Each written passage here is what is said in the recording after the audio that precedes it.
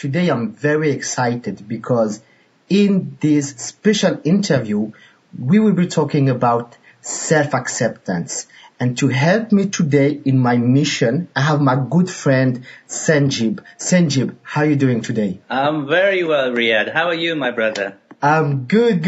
I'm very excited about this interview. But before we get started, Sanjib, can you just tell us a little bit about yourself and what you do? Yeah, sure. My name is Sanjib Mukherjee.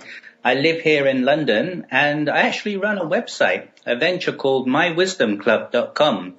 Basically, I talk about all the spiritual wisdom that has come from India through the Vedas, through our yogic wisdom. And I just interpret it in a way that makes it so simple, so easy to understand for everybody in a modern day situation. And the thing is, it's like whether you're black, whether you're white, whether you're rich, whether you're poor, we all have the same problems in life. Yeah, it's true. But the beautiful thing about this wisdom is it's all centered around the mind. And because we all essentially have the same mind, there isn't a single problem that exists out there that our ancient rishis haven't already talked about and haven't already given us the answers to. And that's what makes this wisdom so applicable to everything we face in today's modern life. I like that. It's awesome, I'm telling you, man. I just love talking about this, That's why when you wanted to do this interview with me, I was so honored and privileged. Straight away, I dropped everything and said, yeah, man, let's go. Thank you. So, Sanjib, what is your definition of self-acceptance? For me, self-acceptance is basically just being in touch with who you really are. Because if you think about it, we go through life and if someone says to you, Riyadh, so what do you do? Who are you? You'll say, I'm French, I'm a man, I'm an internet marketer. But these are all surface level things. They don't really define you. Like basically, what is it you dream about when you go to bed at night and close your eyes? What is it you feel in your heart when you think of a loved one? These elements are what the real Riyadh is all about. And even your name, if you think about it, you didn't choose your name. You didn't choose your nationality. You didn't choose your gender. You didn't choose your parents. You didn't choose who you were going to fall in love with. You didn't choose when you were going to be born. You don't choose when you're going to die. So if you really break it down, you think to yourself, well, what do I choose? What am I in control of? And who am I really? Because all of these things that we identify ourselves with, these are all just on the surface. Whereas to really accept you for who you are, you have to go beyond just what you see with your mere eyes, go beyond all of your senses, and come to that intuitive self that really defines us as who we are. And I think once you make that connection with that true essence, that's the only time I feel you can really have self-acceptance. Because now you're accepting yourself for who you really are and not just how society labels you. Does that make sense? Yeah, it does. And so why do you think so much people have a hard time to accept themselves unconditionally? I think it's just because of the way society has developed, from a very young age, we go to school and we're put into different segments, different classes, class 1, class 2, 80% pass, 70% fail. You're constantly being sort of categorized. So we go through our lives in these various categories. And even music, if you think about it, in music, you've got rock, you've got blues, you've got jazz, you've got funk. But really, there's only just music. But society has this way of always wanting to group everything and everyone and making everything nice and organized. But if you think about it, there's 6 billion people in the world, yet how many other people in this world are exactly the same as Riyadh? No. You're absolutely unique. So how on earth can you be categorized with anybody else when you're so unique? And the problem is because society does try to categorize us the whole time, we grow up with this. It comes from our schooling, our parents, our culture, our peers, our workplace. That it's not that we just lose the sense of who we really are. Most people, they're not even aware of who they really are. They don't even know in the first place. And that's why for me, things like meditation, yogic wisdom are so important, because what they do is just bring you straight away from your senses and take you right back to your source. And like I say, once you get to your source, you then get to your real essence of who you are. I like that. You mentioned finding your true essence. How can someone do that? There's many ways, because when I say something like meditation, most people will just simply think, oh, you have to sit down, cross-legged, close your eyes, and that's meditation. But for me, like even this conversation now is meditation. Whenever you're 100% in the moment, whenever your sort of mind, your body, everything is in sync, and you're just focused on one task, what happens is your mind isn't wandering at any one moment in time. It's just being focused in the present moment. And once you're in the present moment, you begin to see, you begin to feel everything around you, like just as it really is. And once you have that sort of union with everything outside of you, you also find, especially when you're in the moment, you just begin to experience things inside of you. Like, for instance, if you're having food, if you're truly in the moment, 100% eating your food, you will taste every single flavor. You will experience so many different feelings and emotions. And whenever you're in the moment 100%, that's where you find you instantly connect with your true self. Wow. So would you say that to connect with your true self, you have to slow down and take the time to appreciate things? I would say it's not so much a case of slow down, because if you think about our thoughts, our thoughts are nothing more than a vibration of energy. And if you have too many thoughts, you have too much energy being dissipated. So you don't actually have energy left to enjoy or to focus on the present moment. So rather than slowing down, I would actually say eliminate your thoughts. Because when you're focusing on just one thing, like if you think back to yourself, for instance, think to the moments in your life where you felt the most complete, the most happy, where you've achieved something and you've been so proud in that moment, where you've been with someone who you've fallen in love with, and just at that moment where you're with them and nothing else in the world matters, you're totally 100% in that moment. As soon as you're in that moment, it's almost like you don't exist anymore. It's this one big universe of which you are both a part of, the owner of, and a servant of. You're just so at one with everything. And if you can get rid of all of your thoughts and just focus on the one thought of whatever it is you're doing at that one moment in time, then I think you very, very easily just slip into the essence of who you are.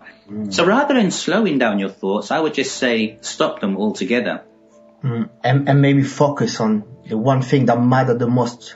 Well, automatically that happens, Yes, as soon as you focus on just one thought, your focus is 100% just on the outcome, just on that moment, and then you're no longer dissipating your energy, and the clarity just instantly comes to you. Wow. It's very powerful. What would you say to someone who is listening right now and who is not feeling good about who is or who she is? What would you say to that person? A good analogy I always give, let's just say somebody is listening to this interview right now, and then afterwards someone comes to you and says, oh, Riyadh, you're an amazing interview. You were so beautiful. You were so eloquent. The way you just flowed from one question to the next. Man, you're fantastic. I really, really bow down to you. How would you feel? Great. I would feel great. Now let's just say someone comes to you and says, oh, do you know what, Riyadh? You were useless, man. You didn't get any information out of him. You were just a complete waste of space. Man, what a loser. Don't even bother doing this again. How would you feel? I wouldn't feel that good. But the thing is, let's analyze what's really going on here. You were the same person. You did the same interview. All that changed was you had different words coming from different people. Now, one set of words made you feel very happy, very elated.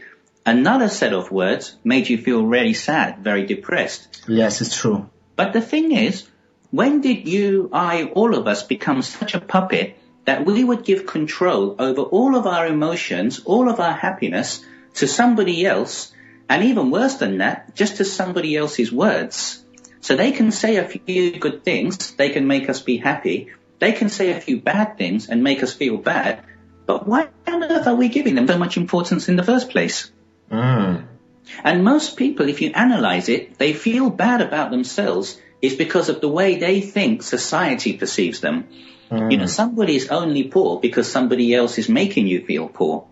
You know, most of the world, I think 50% of the world's population won't even have dinner today. So if you've got $1 in your pocket, you're richer than most of the people in this world. But then if you're comparing yourself to your peers, to other people, and basically if they're sort of either verbally or even non-verbally communicating things to you which are making you feel inadequate, then once again, why are you letting other people's words, other people's thoughts, other people's actions determine how you feel? You know, whether someone says you're good, whether someone feels you're bad, so what? They're just words. Like if I say to you, Riyadh, in 10 seconds time, what are you going to be thinking? I don't know. You don't know, right? The thing is, we don't even know, like our own thoughts. We don't even know what we're going to say. So the thing is, how can we put so much importance into somebody else's words and what they're going to say? Words are just coming, words are going, thoughts are coming, thoughts are going. Yet, when somebody says something bad, we hang on to it, we let that control our feelings and emotions, and then we just start feeling bad, we start feeling down. But when you really analyze it the way I've just explained it, that's such a silly thing to do, right? Yeah, yes. Like, sorry. Go ahead.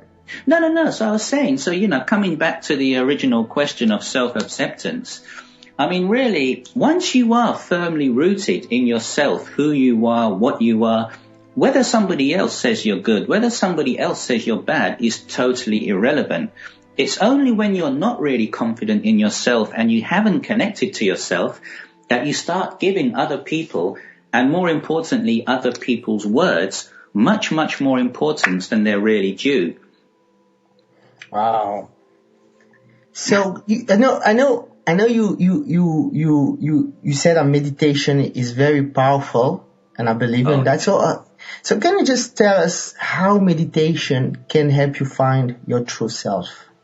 Well, what meditation does is it actually, you know how I said earlier, you want to get rid of your thoughts. Meditation can do that so effortlessly. Just get rid of your thoughts and bring you right to this very, very moment. You're no longer thinking about the future, no longer thinking about the past. You're no longer thinking about any regrets you may have. You're no longer anxious about what may happen. You're just in the moment. And once you slow down your thoughts, you just find you automatically connect within, because your mind is no longer wandering. Your mind and your body connect as one. The whole mind-body complex comes together. And then when you're at one, you just access something within you that never changes. Like if you look at your life, you know, 1 minute you're happy, next minute you're sad. 1 minute you'll be, you know, on top of the world. The next minute you're very anxious about everything going on. Everything is constantly changing, but there's something within you that never changes. And what meditation does, it absolutely connects you to the core of your very being. So even though things around you may change, there's that one entity within you that never changes, you absolutely connect with. And the beautiful thing about meditation is it happens so easily. And it can happen so quickly when you just have a little bit of guidance and a little bit of mentoring as to how to go about using these ancient processes which take you there. Wow. So your approach to meditation is very eclectic. Is it correct? Or yeah, I mean, the way I approach meditation is, first of all, see, the big mistake a lot of people make is, you know, everyone leads busy lives. Then all of a sudden they'll sit down and try to meditate, try to calm the mind, and it's impossible for most people. Yes. In fact, right now, if I was to tell everybody, you just close your eyes, you couldn't do it, right? If you tell people to close their eyes for just 10 seconds and be with themselves, most people would find it torture, you know? Yeah. So the first thing we need to do is, before we even talk about meditation, is to first of all just quieten down the mind. So the first thing we do is just focus on the thoughts. By focusing on the thoughts and then correlating our thoughts with our breathing. You know, in Eastern philosophies, there's many secrets to the breath. It's what we in yogic wisdom call the prana. the energy, the life force inside the breath, once we can learn to control this prana, this energy that's through the breath, through our body, it can just help regulate our mind, it can regulate our body, it can just give us this synergy, this union, which, like I keep saying, very, very easily brings you to yourself, brings you to your source. And these tools and techniques that we use in meditation, they've been around for like thousands and thousands of years. Yeah. So they're all tried and tested, you know. Yeah. There's nothing revolutionary here. It's just using what has always worked and what's always been documented by the ancient seers who basically gave us this knowledge. So if someone would come to you, Sanjib, and he's stressed, he's anxious, he's not feeling good in his own skin, what would be the process you would go through to help him? The first thing to do is to basically, if somebody comes to me and they're very anxious, if they're very nervous or very stressed, obviously at that moment in time, meditation may be too difficult if someone's coming, with that many problems. Quite often you'll find in life, all people really want is someone to talk to. It is, you'll be surprised. I coach a lot of people, and I think just having a compassionate ear, a non-judgmental ear, a very friendly ear, just allowing people to talk, allowing people to vent their frustrations, and just speak to someone who, like I say, will just listen without judgment. And then you'll see quite often, the more and more people talk, they find solutions themselves. They find their own answers before you even go into meditation. And if they are stuck, if they get to a point where they can't find a solution to a problem that they're having, that's where, as a coach, I will then come in there and perhaps just offer them a different way of looking at that same problem. And quite often, again, it's what we call reframing. You're reframing, a situation or problem. Like, for instance, I was talking to one friend of mine today, and he was just telling me how in 2011, it was just such a hard year for him. He almost came to bankruptcy, had a lot of problems with his family. And we were just talking, and I could see he was kind of, a little bit upset that he'd had to go through so much in 2011. But then I said to him, but you know what? All those experiences of the past, they have made you the man you are today. And if you weren't the man you were today, you wouldn't be the champion you're about to become in 2012. Wow, it's great. So all of these things that have happened to you, believe it or not, even though they almost broke you, but they didn't break you, that now becomes your biggest guru. That becomes your biggest mentor. All those hardships become your biggest lessons. And what you'll actually find as you go along in life, those lessons become the biggest blessings you've ever had in your life. So again, just reframing situations, looking at things from a different angle, it can very easily turn a negative into a positive. And quite often, that's the easiest way to get people out of any depression. Once they are out, then of course we want to take them to a very, very positive state. But once they've come to that neutral point, that's where we can start talking about meditation. That's where we can start talking about, how to control the mind and then how to go through these processes. It's like if a starving person comes to you, wanting to sort of feed themselves and their family. Yeah. Okay, you can give them lots of great financial advice, but if they're coming to you starving, the first thing you must do is give them food, Exactly. Yes. Once you've sort of taken care of their immediate problems, then we can go into, right, how can we now make sure that this never happens again? How can we put an action plan in place so that you now have the ability to have food for yourself and your family every day? So we can start working on that tomorrow, but today, let's feed you and your family first, and let's just get you back to a neutral position. Oh, I get it. So let's talk about the practice of meditation. Sure. Can you just give us a blueprint of how many times, when is the best time to do meditation? Try to paint us a picture of the practice of meditation. Sure. I always say the best time to do your meditation is the first thing in the morning. Okay. Now, when I say first thing in the morning, I literally mean you get out of bed, you have a glass of water before you brush your teeth, by the way, even. You then go to the bathroom, you get all showered, changed, do whatever it is you do in the morning.